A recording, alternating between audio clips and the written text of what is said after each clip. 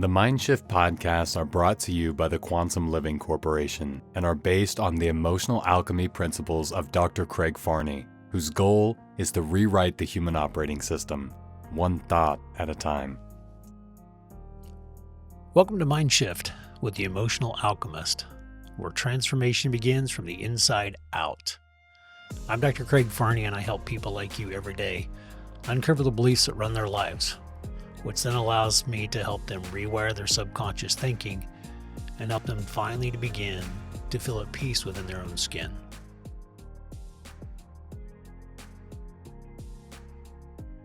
I'm ready. All right. Okay. Welcome back to another episode of Mind Shift with me, Dr. Craig Varney, the Emotional Alchemist.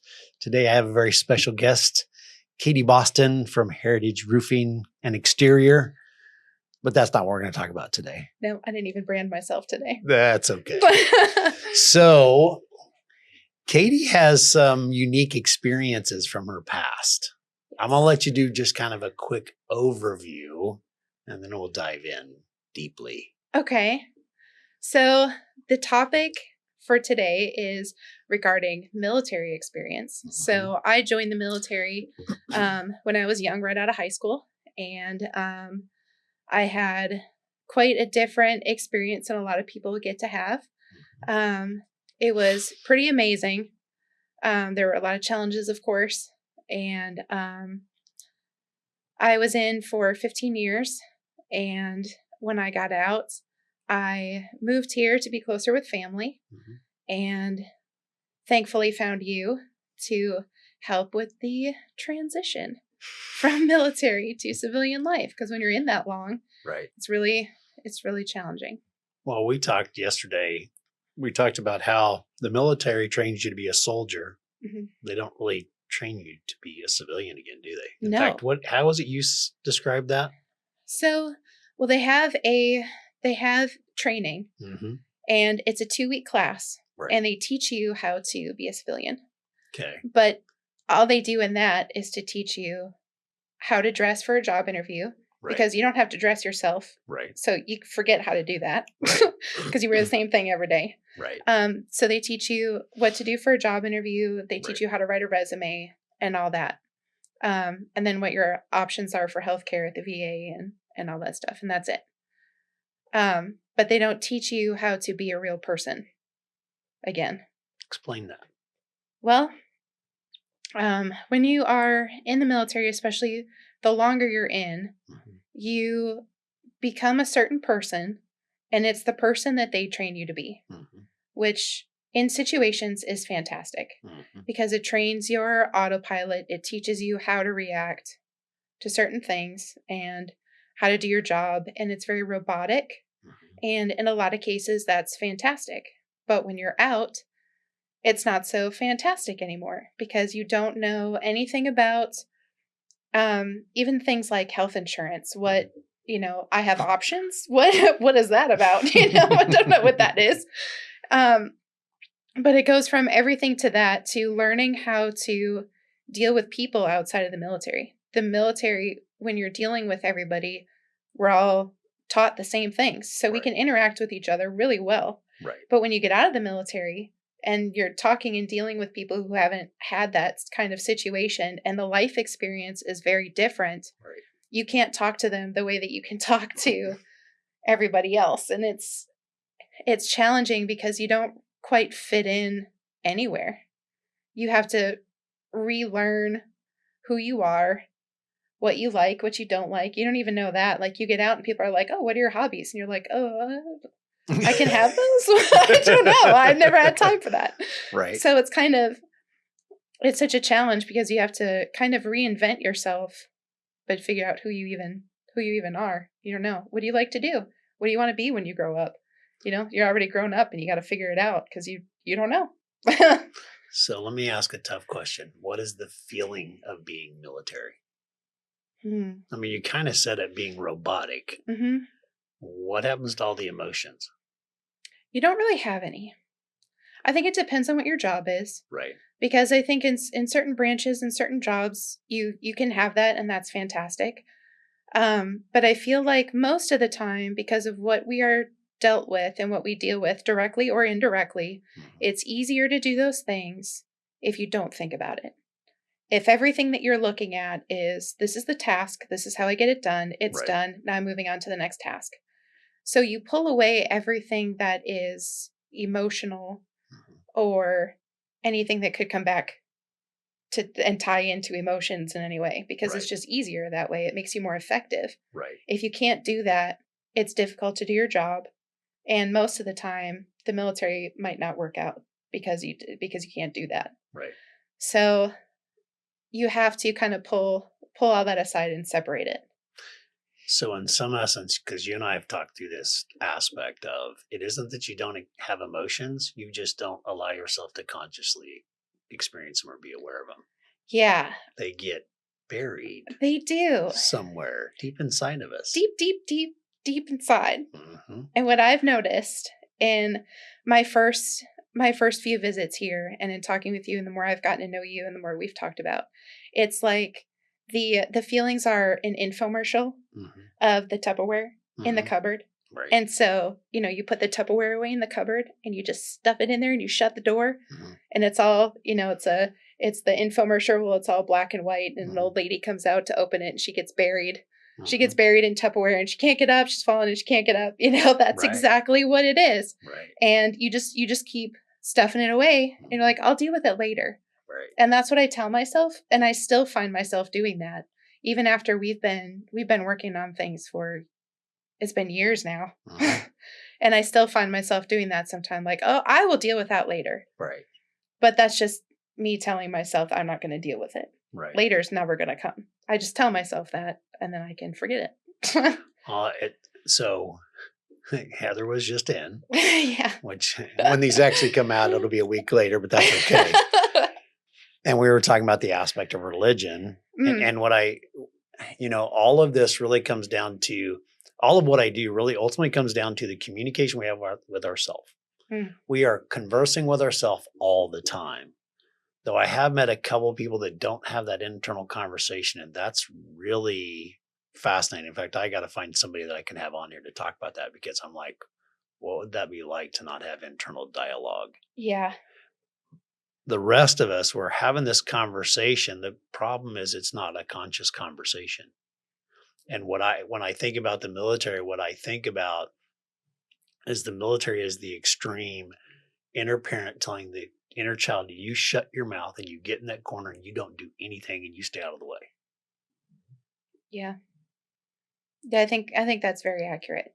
And it's just because it's easier that way.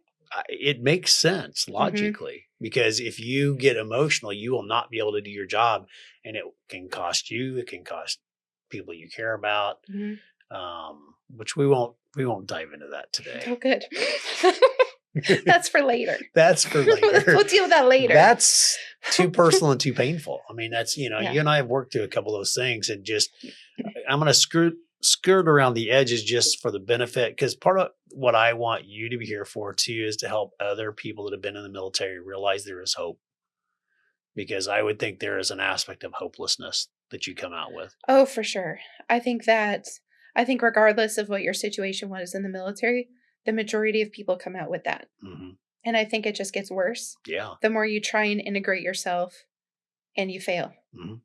And then you feel hopeless and like a failure. Well, because it goes back to the analogy you use, because when you are trying to stop the body from doing something, it will naturally push back. And the more you push it, it becomes a bigger and bigger battle, and you're having to get a bigger and bigger cabinet and bigger and bigger locks and all that. It just, it grows. You can't just make it go away. And at some point it will bust through, either in anger, either in violence, either in depression, somewhere or another, it will come out.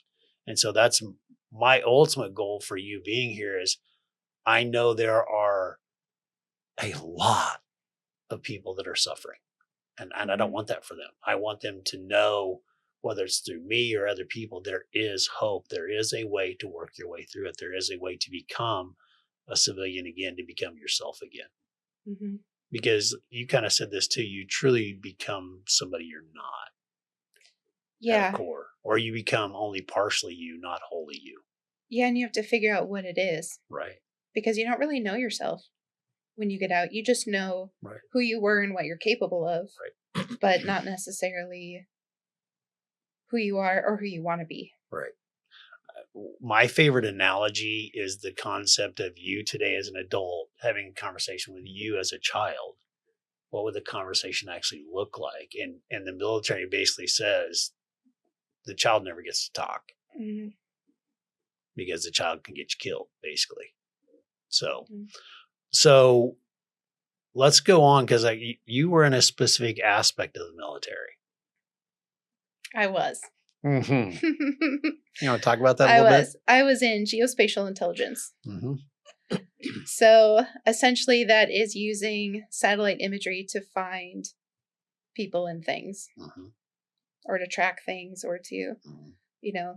Or environmental stuff too, deforestation, whatever, Right. lots of aspects for that. So I know there's a lot of stuff you can't talk about. I want to talk about it from just a general concept perspective, because one of the things that Heather and I were talking about, and you and I have talked about this, is we talked about how religion can be used as a tool for control. Yes. I have struggled with that on multiple levels. Okay. Because I grew up religious. Okay. And that's instilled in you. It becomes part of your values and everything like Right. that. What's challenging is when you learn other things, whether it's through life experience or a job or whatever it is, that contradict what you grew up learning, because it feels like it kind of shakes your core. That's your foundation when you Right. grow up with that instilled in you. Right. So it can be very difficult to learn otherwise. But I also believe that there's a difference between being religious and being spiritual. Correct. And that's one thing I've tried Give me to your learn. viewpoint of that, because that's I want to touch on that a little bit too. Okay. I would agree with that. Yeah, I think if someone is spiritual, which I believe now that I'm more spiritual than religious, I think being spiritual means that you understand that there's something bigger than yourself, regardless of what that is. Right. There's an entity or energy or whatever it is. There's something out there that's greater than yourself. Right. And religion is kind of what I have an issue with now, because I think religion takes that but twists it to tell you what it is and what to do with it. And if you don't do that, then there's all these bad things that are going to happen to you. And there's guilt and there's all these other things. And I think that just kind of messes everything up, to be honest. I would agree, because I think it's almost like taking this huge universe and we're going to squeeze it down into a specific line or a specific definition or a specific, I think religion becomes the rules of your interaction with the spiritual aspect. Yep. And nobody has the same rules. No, but all the stories seem to be the same. They're just told different. Well, that's one of the things Heather and I talked about is that's where I've moved more into the idea of concepts. I believe in the concept of creation. I believe in the concept of love. I believe in the concept of redemption. I believe in the concept of guidance. What words you use with it, I don't really care, because it's the concepts that really matter, not the, did you use this word versus that word? So, I want to tie on another little part of intelligence. So being in intelligence probably sent you down a few rabbit holes too, of stuff that if you weren't in military intelligence, you wouldn't have gone down, correct? I would say that's correct. Yes. So are there any that you would like to just, just for fun throw out there?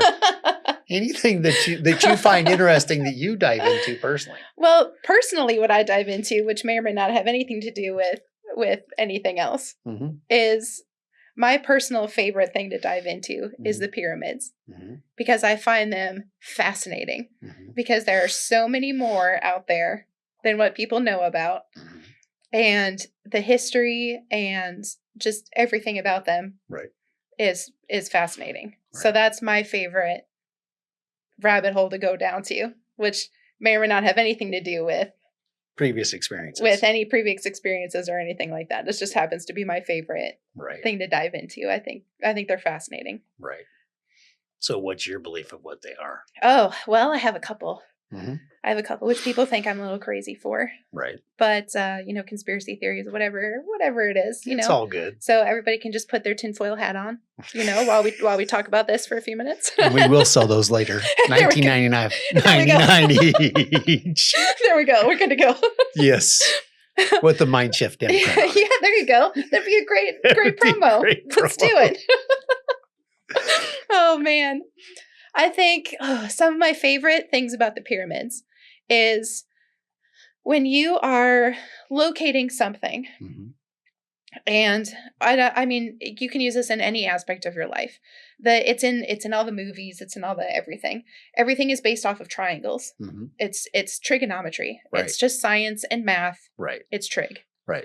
So trigonometry is my favorite Mm-hmm. because I geek out over it. Everything is based off of triangles. You can find something, Mhm. you can hone in signals, you can make something stronger. You can do all these things based off of triangles. Mm-hmm.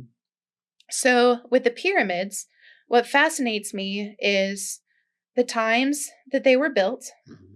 and everything that was available during those times and how many of them that there are and where they are, because they're placed it's very interesting. Very strategically. Very, in my opinion, Mm-hmm.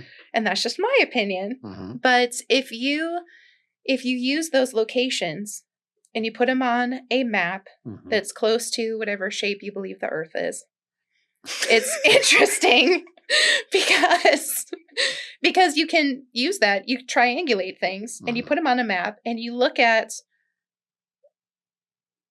where they're placed and where things triangulate and what areas they're triangulating over. So now are you saying people would deceive people? Oh, yes. Oh, yes. And that has been, that's something that people have been doing forever since there were people. Right. That's just, that is a concept and a tool to manipulate people since there was people. That's just how anything that you can use to help control or make somebody think something different is huge. So tie that back into, since we're talking about military, how does that fit?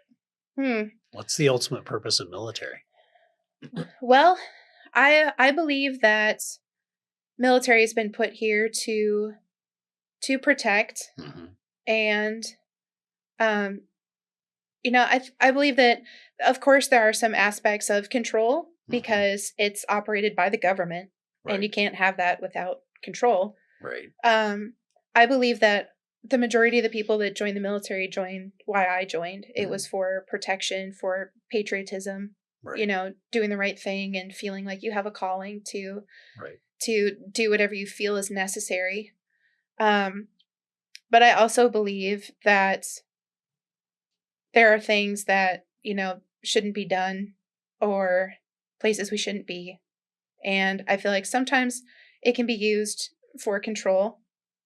And I think that can be very difficult when you know that that's what things are being used for. And I think it's really easy to have a conflict within yourself, to feel like you're doing what you're supposed to be doing versus you don't feel like that's the right thing.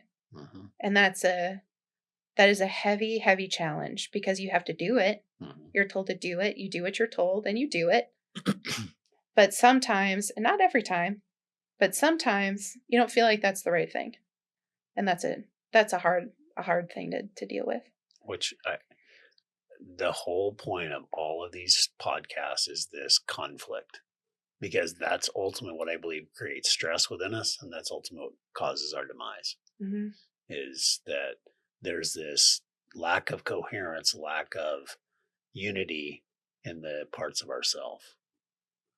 And if you paid attention, did you kind of notice how your tone and all that changed as we talked about why you got in and where you're at now? Did you notice a difference in how you thought and felt about that?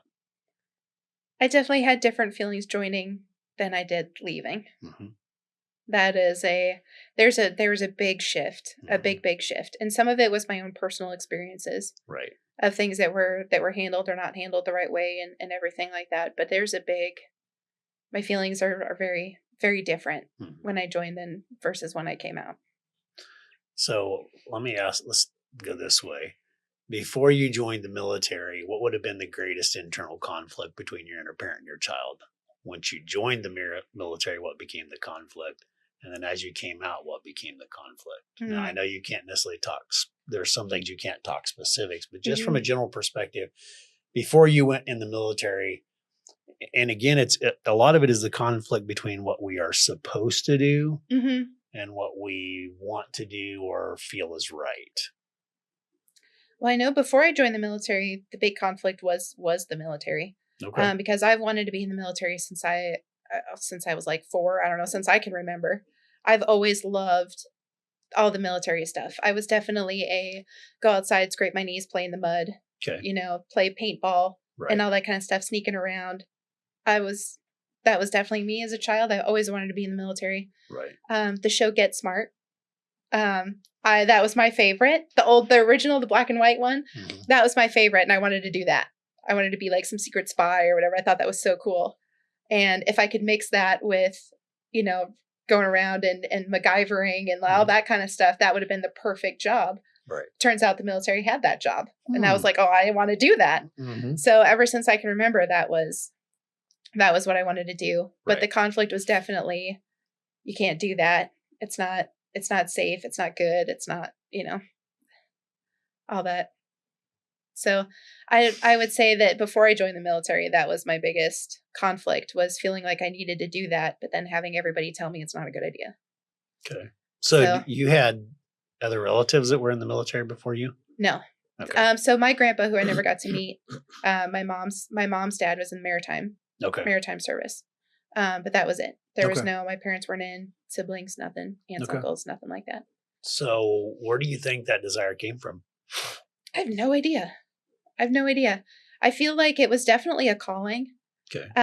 Even though I had some rough experiences, I actually don't regret joining. Okay.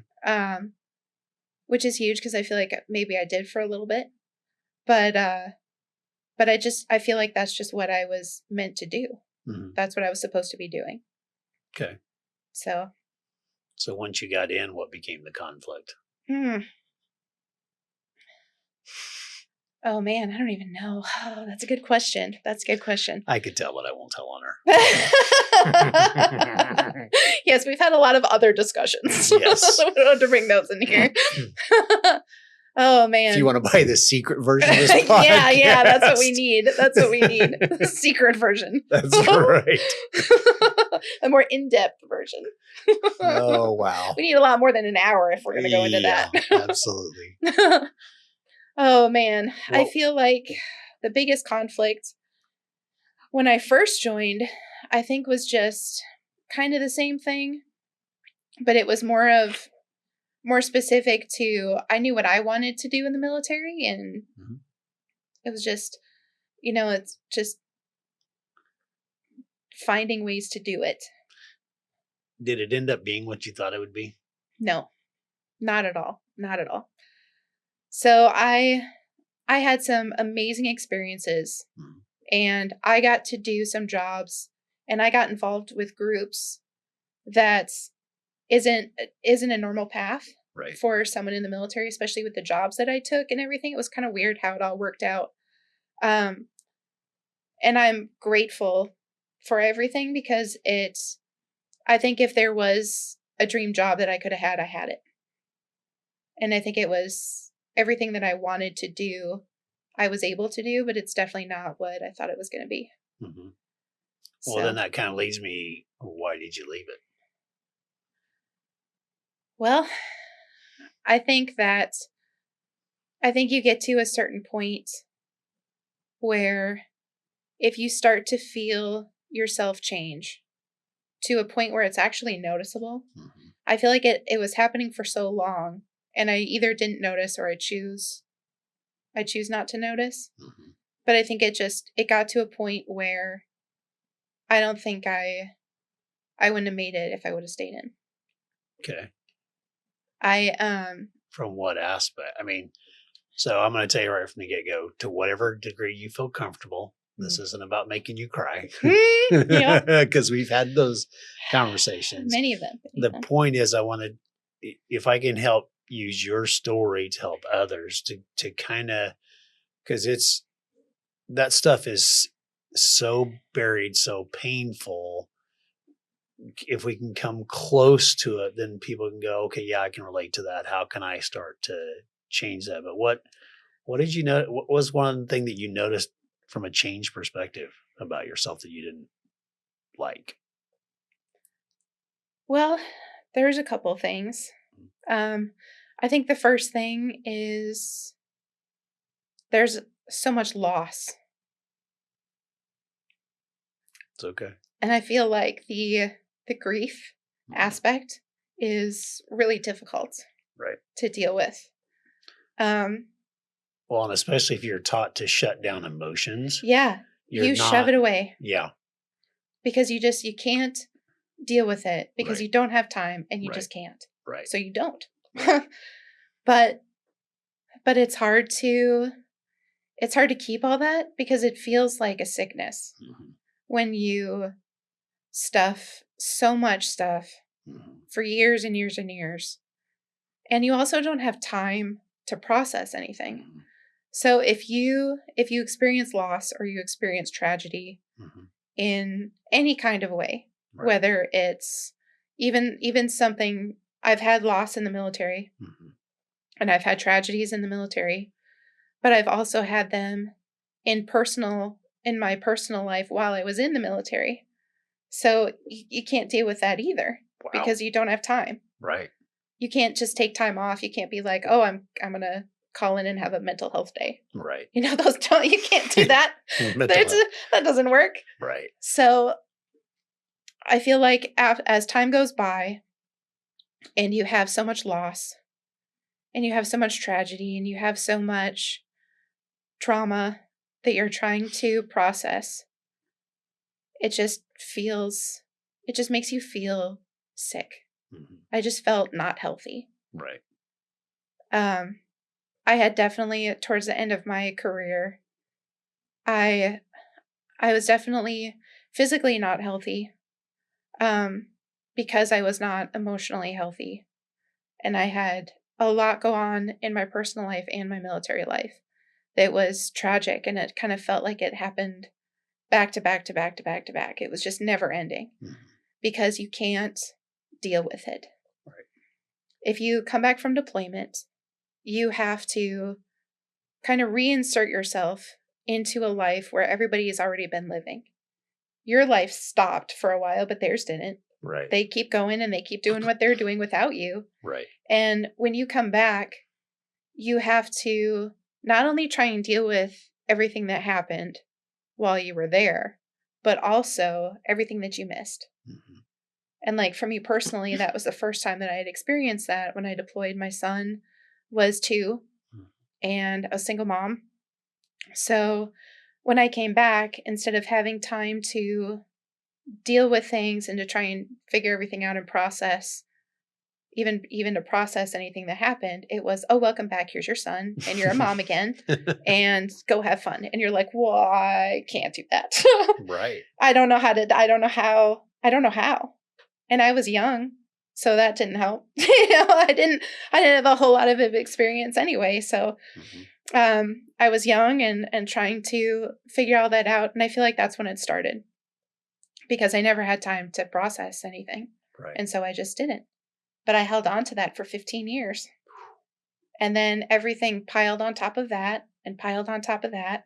Bad relationship, losses within the family and medical issues and just a whole lot on top of all of that. It was really difficult to process because you just don't.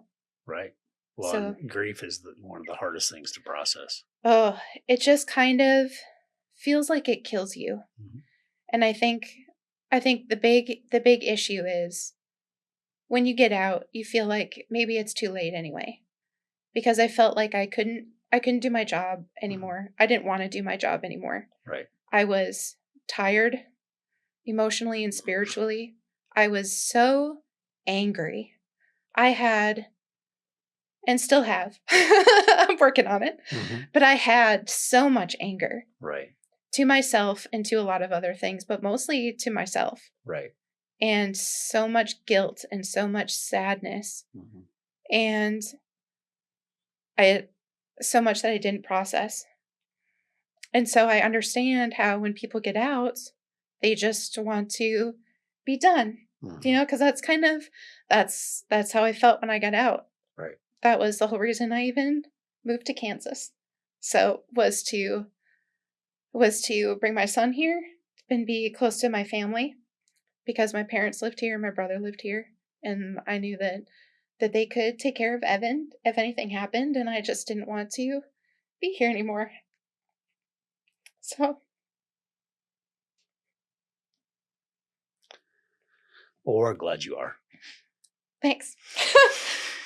I think it just gets overwhelming for people. Absolutely. And you don't feel like there's hope. Yeah. Because you just feel like you're too far gone. Yeah. And that's how I felt. And it turns out moving here was the greatest thing I could have done. But at the time, that wasn't the plan. I didn't really care what was here. Right. My family was here, and that's all that mattered, because I knew that my son would be okay. Yeah. And I didn't have to deal with anything anymore. I could just finally be done, because I was just so tired. I think that's how a lot of people feel. I would think it would be even harder to come back into civilian life where people are just living and, they just go about their happy lives and they look like they have it together. And yeah, I would think that would be hard to see and try to reintegrate into, because I would think you would feel very alone. Yes. And like nobody would understand. And yeah, and you try to blend in. So I put on the happy face every day and was like, "Oh, I'm great. I'm good. Everything is good all the time. I've got my shit together." Well, joke's on everybody, because I did not have it together. I did not.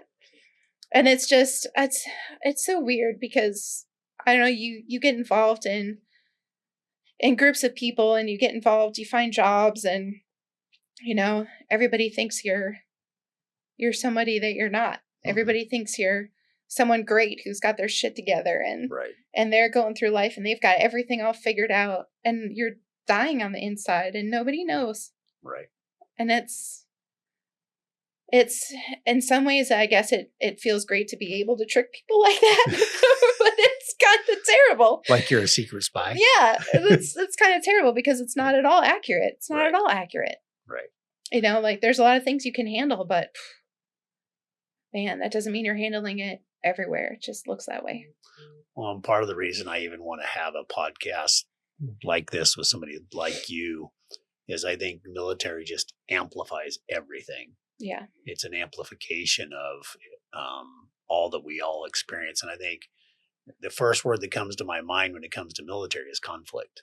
And life tends to be a conflict with ourselves. And so I think military really, takes that up to that next level. And it's a huge analogy of what we all struggle with every day. So yeah, I think so. But I also think it teaches you a lot. Absolutely. But sometimes that's not a good thing either. I don't know. I learned more about myself in the military. Right. I was able to do things I never thought I'd ever be capable of. And there is a strength that you find that I never imagined that I had. Right. And knowing that I have that is pretty amazing. I never would have found that without the military. I think in life there are one of two extremes you go to. You either go very logical, very disciplined, very military, or you go very artistic, very, soft, all about the inner child aspect. It all becomes about me and my wants and my needs and my comfort.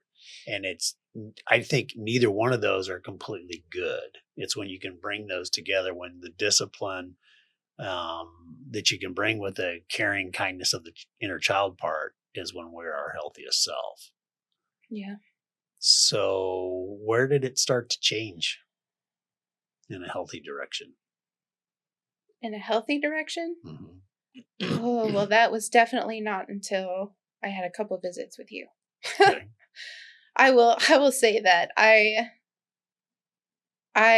thought this was so hokey. So hokey. I am very much a logical, Mm-hmm. show me the facts. What's the science? Right. Explain it to me in science. Mm-hmm. And then Give I'll me the understand. trigonometry. Yeah, exactly. Give it to me in math, physics. I got it. Then it makes sense. I can see the formula. Right. I see it. It makes sense. That Right. makes sense. Right. It's solved for that. Got it. Right. This is not that.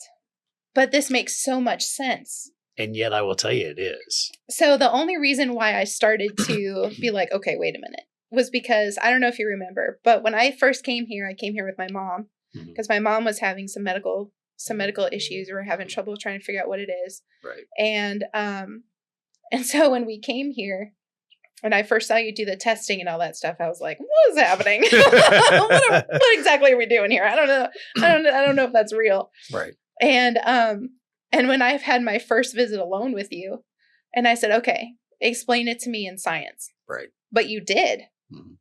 And I was like, oh, that makes sense. Mm-hmm. And so then I was so much more open to it after that. And I think that's such a big struggle for people. They look at things and they hear about certain things happening and they're like, oh, that's a bunch of baloney or whatever it is. Mm-hmm. But it's not. And there is science behind it, and there are so many explanations for things, and it's really fascinating. But I was not able to open up at all until then, because I'm also a very, closed off Right. type person. I don't want to, you're going to get whatever person I allow you to get. Right. And that's what it is. Well, and that's part of the military training too, because you definitely don't want to be vulnerable. Yeah. And I don't do well with that, as you know. Mm-hmm. Vulnerability is not my strong suit. So that holds true for a lot of us. Yeah. Yeah. I think that's because you have to let your guard down, and that makes people very uncomfortable. Mm-hmm. Well, and it goes against your very teaching and training that you had as well. Mm-hmm. Your training is not to let your guard down. Yeah. Your training is to be on guard all the time. Yep. Yeah. And I always feel like I am always the rock. I'm the rock in my family. I'm the rock at work. I'm the rock in, other groups that I'm in. That just happens that way. That's just how it works out, regardless of if I intend it to be that way or not. That's just what happens. So in taking on the role of being the rock and being the foundation and being the main person, you take it on yourself that you can't show weakness. You have to have your stuff together all the time, because not only do you have to handle your stuff, but everybody's going to come to you with theirs, and you got to handle it. And so if you let your guard down, and then all of a sudden people see that you're vulnerable and maybe you don't have your stuff together, it feels like a weakness. Right. And instead of a strength. Right. And that's where I was struggling a lot too, was that I'm just used to that, oh, I've got it. Mm-hmm. Like, are you in an existential crisis? Nah. No, not at all. I've got everything together. Right. All of it. Until somebody hits you with an emotional sniper gun. Yeah, you did. You did. Yes. Once or in twice. All three areas. Yeah. Yes. The gut, the heart, and the mind. All three areas. Right. Yeah, it was just, but thank God that you did, though. Because, oh man, I think the worst feeling that you can ever feel in the whole entire world is helplessness. That is the worst, because you can't come back from that. How do you come back from that? Right. It doesn't feel like you can. Right. And that is, I think there's so many people that feel hopeless, regardless of what their situation is, whether they were military or not, whether they have medical issues or not, whatever the situation is. If the hopelessness is the worst feeling in the whole entire world. Absolutely. And I will tell you that even though we've been doing this for a couple of years, and we've done so much work, and I still have so much work to do, I will say that the hardest thing with all of my life experiences, the hardest thing I've ever had to do is work on myself. But if you're up for the challenge, that is the best thing in life that you can do. Absolutely. because my life is totally different. Like completely different Mm-hmm.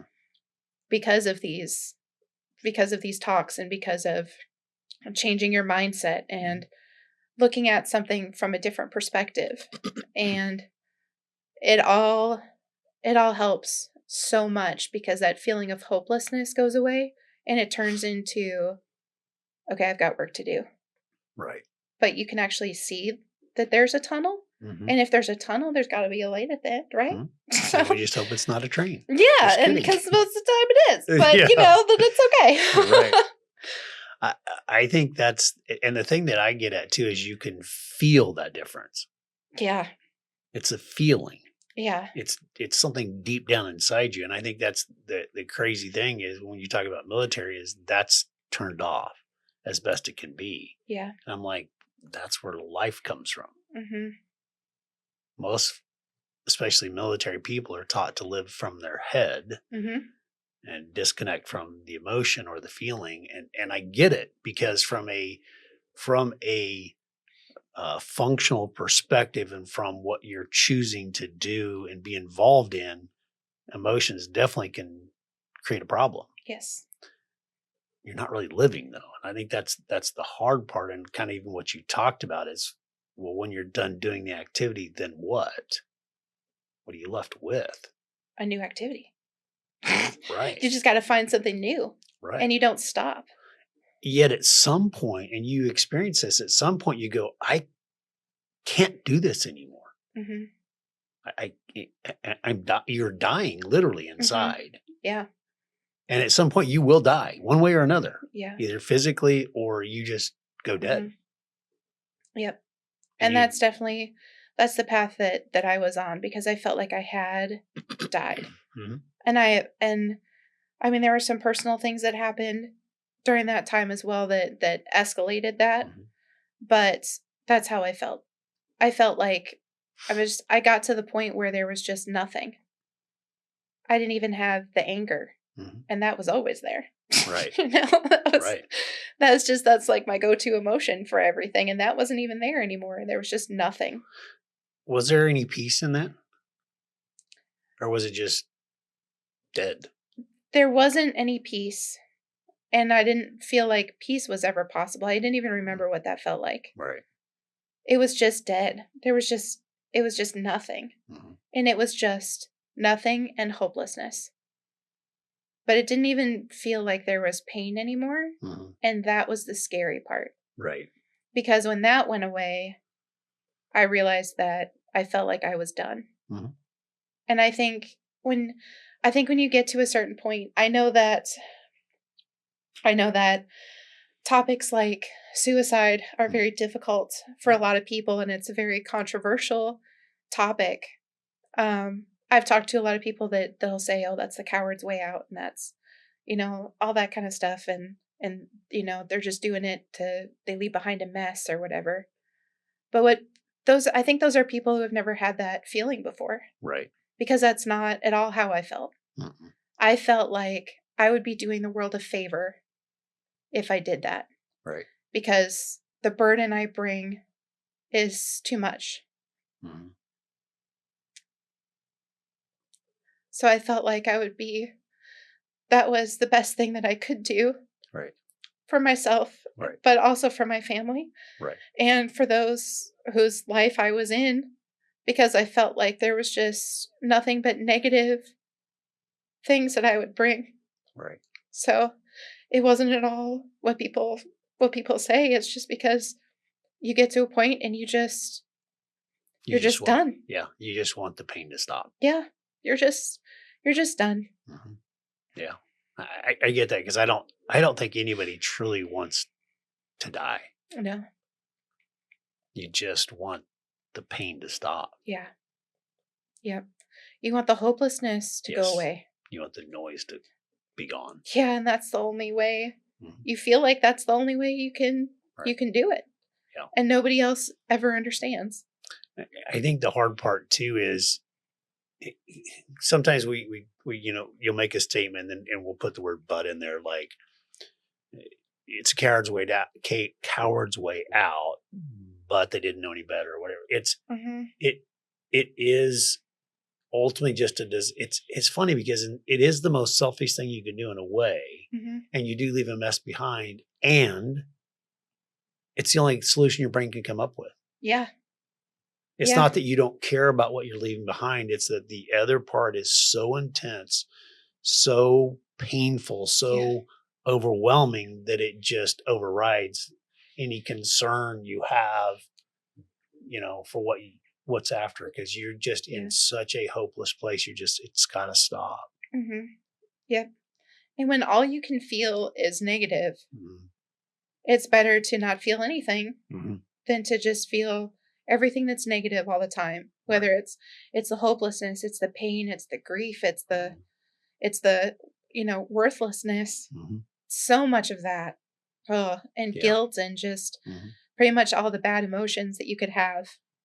They all put themselves in a little cocktail, and that's what's in you. That's what you're full of. It's a poison.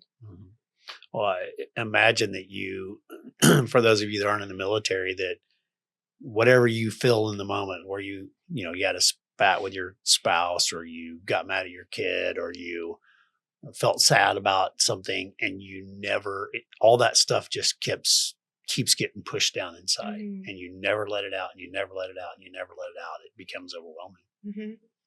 Yep. And it is a poison. It's a poison for sure. It is. It literally, it is a stress that never goes away, and stress does literally kill you. So, yep. So, what else are we going to talk about today? Oh, gosh.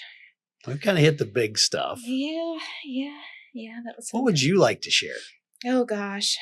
I think the biggest thing for people to know is that it's okay to feel like there's no hope, that you're not the only one that feels that way. I think that it's way more common than anybody talks about. And I don't think it doesn't matter if you're a veteran or not a veteran, or you were in combat or not in combat, or, people who everyone has experienced loss in their own way. Right. And I would say that there's a lot of people out there that have the feeling of hopelessness.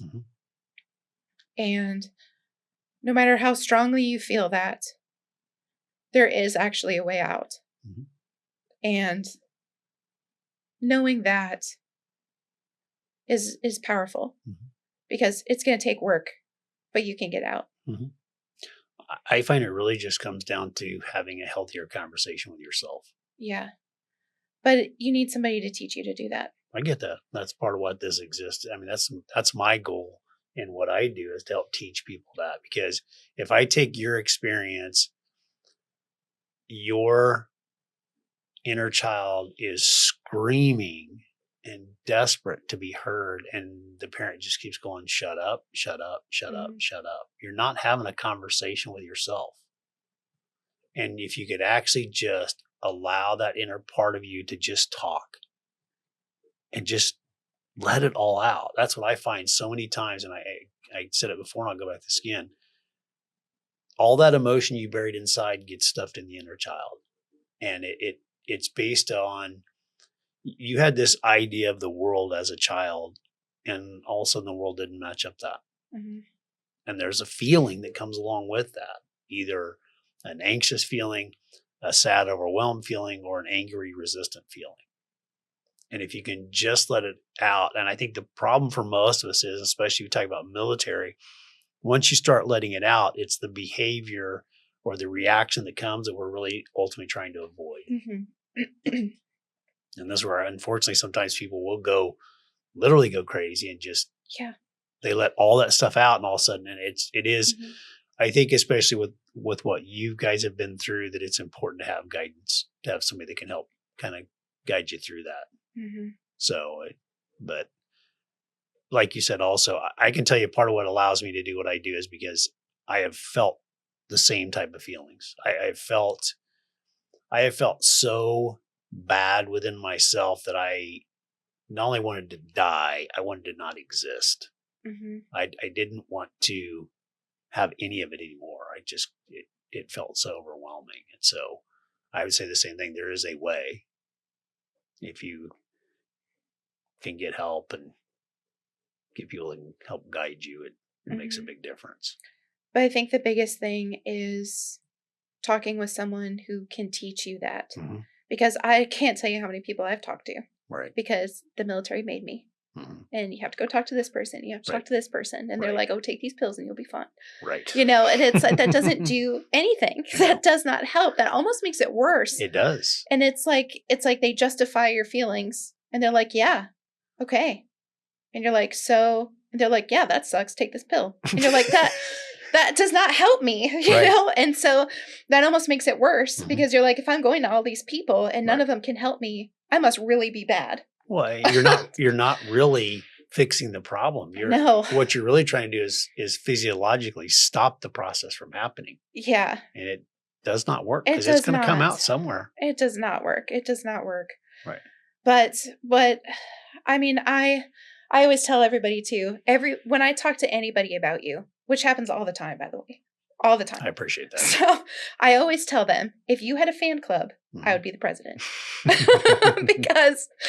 because the way that you teach people and what you've taught me, and I mean, we have talked about a lot of things, and I've definitely opened up to you more than anybody else. But the fact that there really is no judgment on anything that I say, and I've tested that. And I've said some things. but the fact that it really is no judgment. And the fact that regardless of any of the crazy things that I have told you, the reaction is always how to help me see it differently. Or try to work through and even process what I'm feeling. Right. Because a lot of the times, especially in the beginning, I didn't even know what those feelings were. And I didn't know how to get to them. And I didn't want to get to them. And it was, all I know is that I didn't want to feel the way that I felt. And what you've been able to do is not only help what my situation is, but give me the tools and teach me so that when I do get those feelings back, because they come back sometimes, right? And it'll just be so random, and all of a sudden that feeling will come back, and be like, "Hey, remember when you felt shitty about this?" And you're like, "Oh, I do. Thank you for reminding me. I do remember that, body. Thanks." But it's the teachings and the tools that helps me recognize what that is, right, before it gets out of hand, and then I can say, "Okay, wait, I know what this is," and then I can think about it differently, right. Or it puts different perspective on it. Or it teaches me how to handle those emotions when they do come up. Right. It's basically taking a bunch of the Tupperware out of the cabinet. And now all of a sudden, you still have Tupperware in there that you can start to manage it, because you create this huge mass that just is too overwhelming, and you cannot process it. If you can just start to take it a little bit at a time and you start to learn the tools, it does get easier and easier. Now, the hard part is when you get to the deepest stuff, it takes a lot of pressure and it takes a lot of work, and it's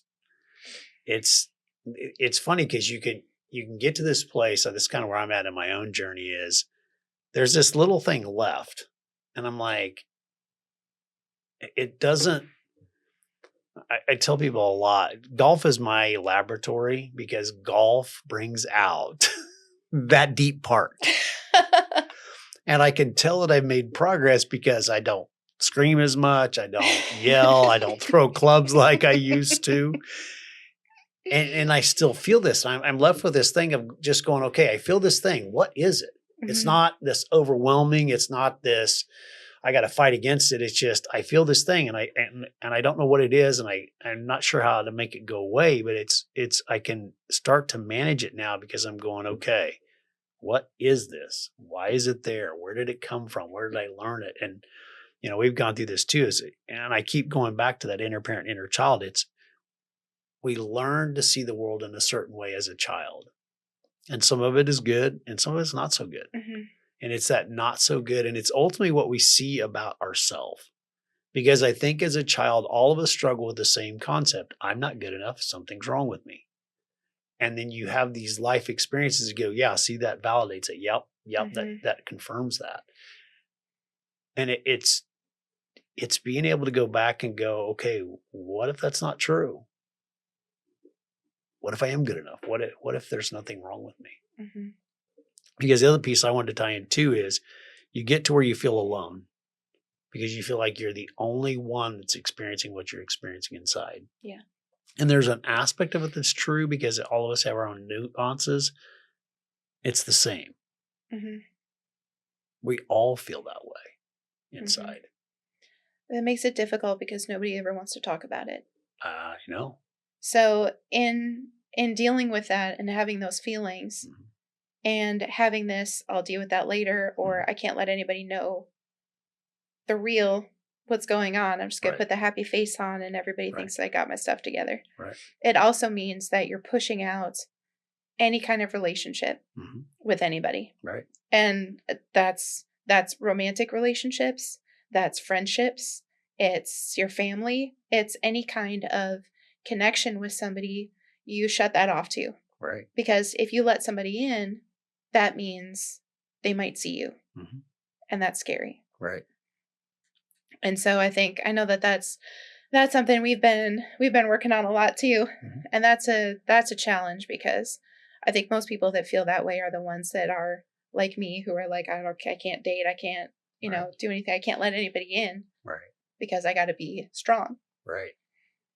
I think what I'm realizing, the more that I have that healthy relationship within myself, the less I'm afraid of other people seeing. Because the problem or the challenge really isn't being seen.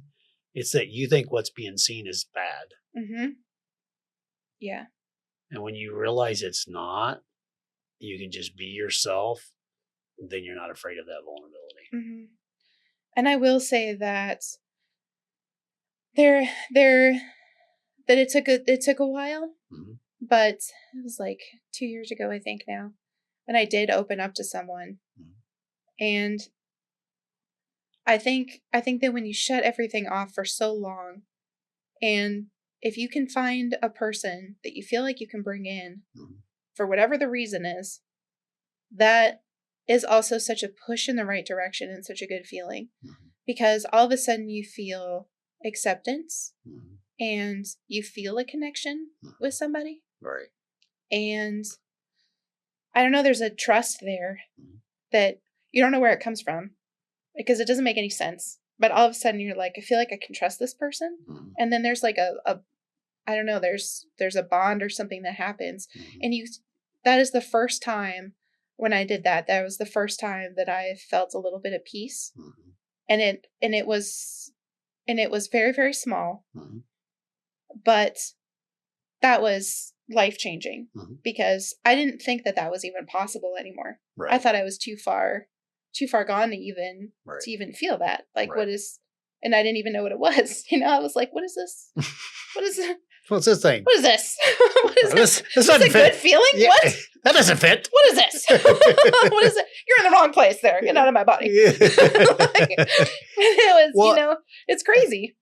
Yeah, it's funny because I know we're starting to run out of time, and I'm going to say the same thing to you is I know there's way more for us to talk about, so we will have to do like an episode 2 and maybe 3 and 4 and 5. Oh, sure, we could do quite a few, I'm sure, with all my stuff. I do want to touch on what you just touched on there, though, because the part that I find the most frustrating in this whole work is you kind of jokingly said it, and it holds true, is peace was not the known.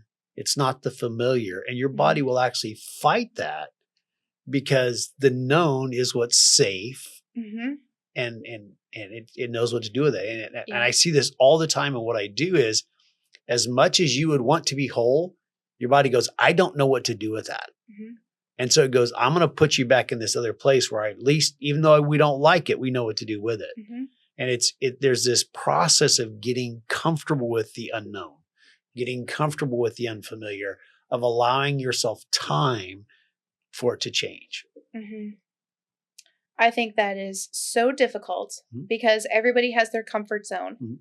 And you know what my comfort zone is? It's chaos. Right.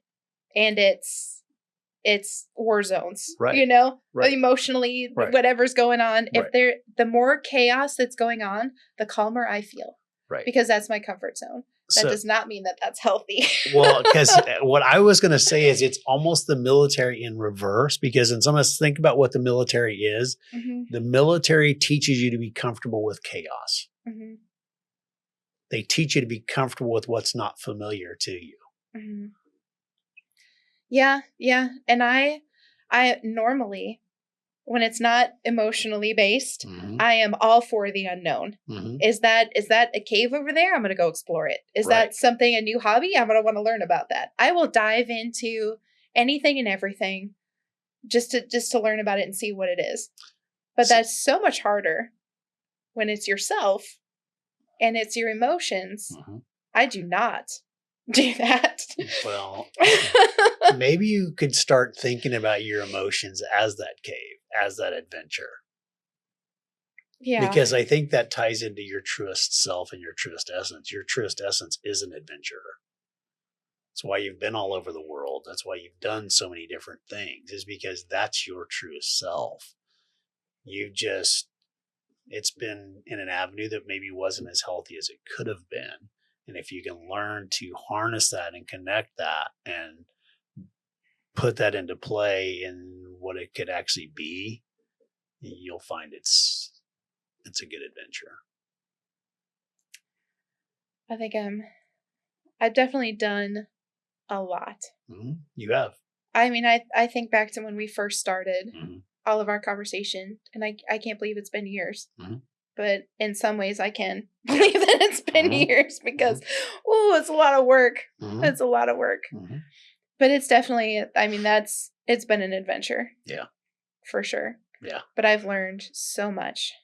So much. I find it interesting to watch people's facial expressions from where they start to where they get to.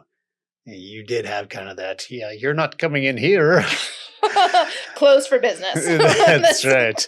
We have Fort Knox here. Yes. Yep. I've got this line of guards, and yes, I'm like, yes, you cannot come in. But I'm like, you have that little hole right there. And you're like, oh shit. Oh shit. Yeah. How'd you get in there? There's been a lot of those moments. And we still sometimes have them, even though it's been years of doing this. There's still some times where we'll have our meetings in my office or something, and then it's always something that's said that makes me think about something that I don't normally think about. Right. But part of that is also because we've done this for so long. Even though our conversations they make me uncomfortable. But I know that they're good. And overall, there's a level of vulnerability that I have with you that I would never have with anybody else. And it's because you know so much, and because I'm able to tell you these things, and there's acceptance with everything that I say. And I have said some crazy things. Yes. Some crazy ass things. Just kidding.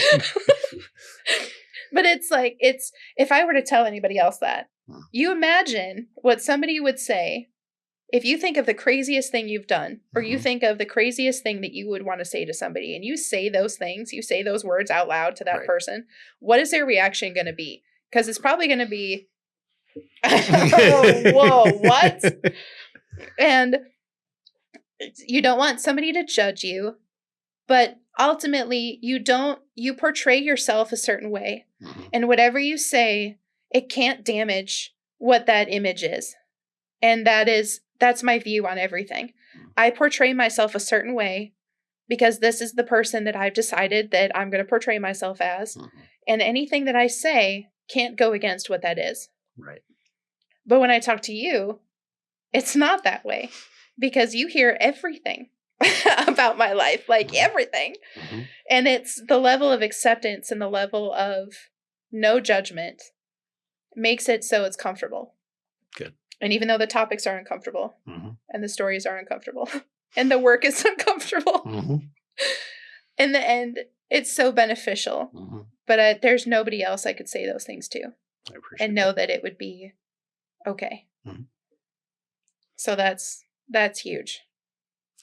All right. So we're going to wrap up. Do you want to give a quick plug for Heritage. Oh my gosh, I haven't tied in that into any of this. There'd be like, that crazy person works in Heritage. We don't need them. Well, I'll give you a chance to give a plug to, because I know you have such a strong relationship with Kyle and Jess, and yes, take a minute just to talk about what they have meant to you, and then you can talk about Heritage. So I will say that Kyle and Jess, they are amazing people, just amazing, amazing people. And I think if you find the right people, everyone always told me everything happens for a reason. Mhm. Everything happens for a reason. And I was like, okay, that's bullshit. But it wasn't until recently, right, where I looked at paths that I've taken in my life, and I've looked at events that have happened, and I wouldn't be where I am now if I didn't go through some of those things. And one of those things is finding Kyle and Jess. Mhm. And if Kyle and I wouldn't teamed up, I don't know where I'd be Mhm. personally. I don't know if I'd be here Mhm. even. I definitely would not have found, I feel like Heritage, which is Kyle's company, Kyle and Jess created Heritage Roofing. And we had a mutual friend that brought us together. And I instantly felt like, oh, I'm going to be friends with these guys. Right. Regardless of what works out or doesn't work out. Right. I'm going to be friends with them. These are great people. Right. And then I took a job with them, and it turned into so much more. So much more. I feel like I found another calling. I feel like I belong there. I feel like I was meant to be there. I feel like Kyle and Jess have become like family to me. I can rely on them for anything, and vice versa. We've done so much together, and no matter what happens, we're going to keep doing it together. Right. And then we brought in Travis, and it's the same thing, the same feeling of, oh, I belong here. These are my people. Right. And when you find people that have the same core as you, and the same values, and the same everything as you can't not be successful. It's just, you can't not get enjoyment out of that. Right. And I wake up every morning, and I never have that, oh, I got to go to work, or, oh God, I got to deal with this today, or, oh, I got to deal with this today. It's never like that. I get up, I'm excited to go do what I do because of the people that I do it with. Right. And it's just, that's such an amazing feeling. And I'm grateful for that experience, and I'm grateful to know them. And I know that Travis, when we hired him, he feels the same way. And it's coming into an environment like that. We're a family there. Right. And we're all really close. And that just makes us do what we do even better. Cool. So yeah, it's pretty amazing. To kind of tie back into the conversation with Heather and talking about and the aspect of the divine, you talked about there's a plan, and then you also got that bullshit, which we'll talk about that at another time, because that's your inner. It's funny because you know it, but something in your childhood goes against that. Yes. So, yep. But I find it interesting how, because you and I would not be having this podcast if you were not introduced to them. Well, they wouldn't have told you about me if it wasn't for their sister-in-law, who happened to have gone to have a colonic done, who was somebody that was getting treatment here. And I find this orchestration of life very fascinating, that whatever your concept is of the spiritual realm and the divine realm, there is something that orchestrates things. Yeah. Yeah. Yeah. And there has to be, because if I know my life changed significantly when I met you, and everything and so ultimately it changed significantly when I met Kyle and Jess, because without them, I would never have met you. Right. And then as soon as we started diving into all my issues and my everything, right, and I started to feel like there was something, maybe some kind of hope, maybe there is something that can be done. I had to tell everybody. So any kind of avenue that I had where I could be like, oh, you want to come and talk about this? Oh, you should come check this stuff out. Who else can I tell about this? Who can I bring to you? Right. Because I don't know anybody else that does it the way that you do. And so there's so many people that can benefit from this. Right. And there's so many people that just don't know what's out there. Right. So the more people you're able to reach and the more people you're able to talk to, the better. So I will always push everybody that I can to you and push you to everybody else. I appreciate that. Well, the last part I want to tell you that what I find interesting is, in some essence, what you said is you came here to die. Yeah.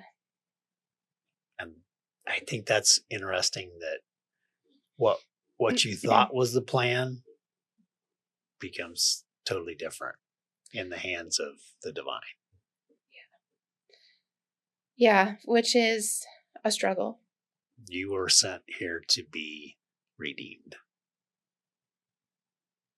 Because you have something only you can offer too. And that's one of my big points is there is something that only you can give to us as humanity. And if you don't do it, we don't get to experience it. And we as a whole are less. And if there's anything I could get out to anybody from a military background is, I don't care what you've been through. It doesn't matter, because there is still something within you. In fact, I've said, I don't know if I said it on this podcast yet. I may have, but my favorite phrase right now is simply this: healing is not about fixing anything. It's about remembering who you are before you were told who to be. Mm. And with that, I can go. Mic drop. No, yeah, mic drop. So thanks for coming. We're going to do it again. Yeah. And you survived. I did. You didn't have any major cry, major just break. A little bit, which I tried to hold in, but it didn't have, there was a little bit, but that's okay. I'm glad you did though, because that's the point is there's appropriate timing for it, but it's okay to cry. It's okay to let that emotion out. And that's kind of what the big thing I'm trying to help people realize is it's okay. It's okay to feel what we feel. And we don't have to stop that. It's having that wisdom to know what to do with it. And I think that's where most people struggle, is they don't know what to do with it. So they just try to shut it off. Mm-hmm. So yeah, with that, we're going to keep trying to get out to as many people as we can, help as many people as we can. So I thank you for coming. Thank you. I look forward to having you guys join me on my next podcast, and we'll see what comes next. I'm excited. Yep. Thanks. Awesome. Bye. Thank you. Thank you for joining the Mind.Shift.Podcast today. If this resonates, Dr. Farney would love to hear from you. Leave a review, message him on social media, or visit www.docerlifecenter.com to learn more about Dr. Farney and his approach to wellness. Until next time, keep alchemizing. The content of this podcast is for educational and informational purposes only and is not intended to be a substitute for professional mental health, medical, or therapeutic advice, diagnosis, or treatment. While Dr. Craig is passionate about emotional healing and personal growth, he is not acting as your personal therapist, counselor, or healthcare provider in this format.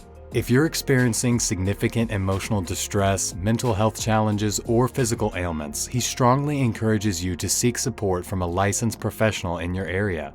By listening, you agree to take full responsibility for your own well-being, decisions, and actions. You're the expert of your experience. This podcast is simply here to help support and inspire your healing journey.